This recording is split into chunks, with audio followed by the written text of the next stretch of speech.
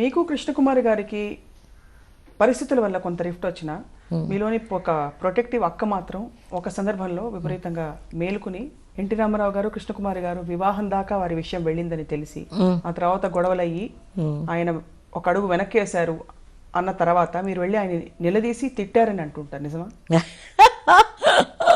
My God, ఏమండి ఒకటి చెప్పనా, ముందు అసలు ఒకళ్ళ పర్సనల్ విషయాల్లో ఒకళ్ళం ఏనాడు మేము ఇంటర్ఫీర్ అవ్వాల. వాళ్ళిద్దరూ వివాహం చేసుకుందాం అనుకుని అది ఫెయిల్ అయితే మంచి నేనెవరినని వెళ్ళి ఆయన్ని తిట్టడం, చెడామడా తిట్టాల్సిన అవసరం, లేకపోతే దెబ్బలు కొట్టాల్సిన అవసరం నాకు లేదు కదా. అలాంటిది అసలు అలాంటి ఇన్సిడెంటే జరగలేదు. రామారావు గారికి నేనంటే ఒక విపరీతమైన గౌరవం ఉండేది. ఫిలిం డెవలప్మెంట్ కార్పొరేషన్లో 2 సార్లు నన్ను ఆయన వేసుకుని నా చేత పని చేయించుకున్నారు అక్కడ. ఆయన టాలెంట్ మీద ఆయన ఎదిగిన తీరు, అంబరానికి వెళ్ళిపోయాడు కదా అందాల రాముడు. అలా వెళ్ళినప్పుడు ఆయన మీద గురుభావం తప్ప ఇలాంటి చిల్లర విషయాలన్నీ వచ్చేవి కాదు, ఈ టుమ్రీ విషయాలన్నీ వచ్చేవి కాదు. పైగా ఆయనకి ఏం వీక్నెసెస్ ఉన్నాయో, ఆయన ఎవరిని పెళ్లి చేసుకోవాలనుకున్నాడు అంటే, మా చెల్లెలకి అప్పుడు పెళ్ళి కాలేదు కాబట్టి అలాంటిది ఏదైనా ఒక థాట్ ఉండుండొచ్చు, తప్పని నేను అనలేదు.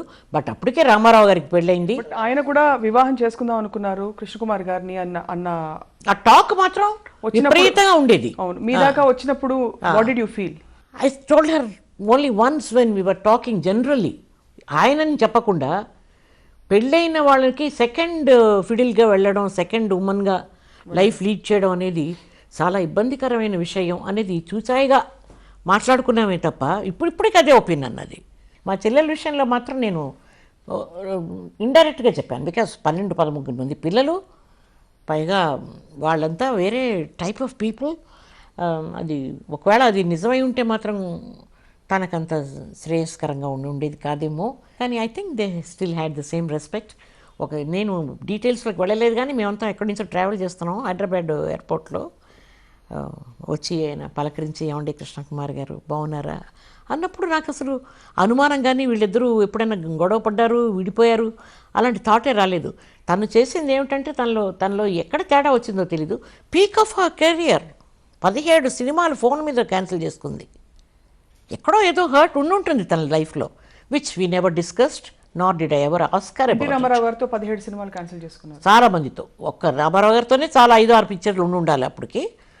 నాగేశ్వరరావు గారితో, కాంతారావు గారితో, జగ్గయ్య గారితో, అందరితో సినిమాలు చాలా ఉన్నాయి. And she was ruling supreme. ఆ టైంలో గ్లామర్ క్వీన్ అని పేరు, అందాల రాణి అనే కదా అనేవారు ఆవిడని. పర్సనల్ విషయాలు ఎప్పుడూ మాట్లాడుకోలేదు మేము. తను ఈ పెళ్ళి ఇప్పుడు కూడా ఇన్విటేషన్ పంపించింది నాకు. అయినా కూడా నేను ఎవరు ఏమిటి నాకు ఒక చోటు నుంచి మాత్రం, because he was already married కదా, అజయ్ ఖైతాన్. ఆయన ఇండియన్ ఎక్స్ప్రెస్ రామ్నాథ్ గోయంకా అల్లుడు. ఆమె డివోర్స్ అయిన తర్వాతే చేసుకున్నారు. అయినా కూడా ఒక పెద్ద ప్రొడ్యూసర్గా, విజయవాహిని సంస్థ నుంచి ఒక ప్రొడ్యూసర్ ఫోన్ చేసి, వాళ్ళు గొడవ పెడుతున్నారు, వచ్చి ఖైతాన్ గారితో పెళ్ళి వద్దని చెప్పండి మీ సిస్టర్ గారిని. ఇదే మాట చెప్పాను స్వప్న ఆ రోజు కూడా. ఏమండి, it's a very personal thing అండి పెళ్ళి అనేది. వాళ్ళిద్దరూ డిసైడ్ చేసుకుని మ్యారేజ్ చేసుకుందాం. యాక్చువల్గా ఆయన మార్వాడి క్యాస్టు, మనమేమో మాధవ బ్రాహ్మణ్ క్యాస్టు. వాళ్ళిద్దరూ కలిసి పెళ్లి చేసుకుందాం అని అనుకున్న తర్వాత, who am I to go and ask them not to get married? నాకేం అధికారం ఉంది అసలు? ముందు మా చెల్లెలు నాకేమైనా వచ్చి చెప్తే నేను వింటానా? నేను విన్ను. పరమముండిని నేను ఏది రైట్ అనుకుంటానో, నా మనస్సాక్షికి ఏది రైట్ అనిపిస్తుందో అదే చేస్తాను నేను. ఆ అమ్మాయికి అది రైట్ అనిపించింది, సినిమాలు వదిలేసింది, అతను పెళ్లి చేసుకుని బెంగళూరులో సెటిల్ అయిపోదాం అనుకుందండి. ఐఎమ్ సారీ, పెద్ద ప్రొడ్యూసర్ గారే. ఆయన లేరు, అందుకని ఆయన పేరు నేను చెప్పడం ఇష్టం లేదు.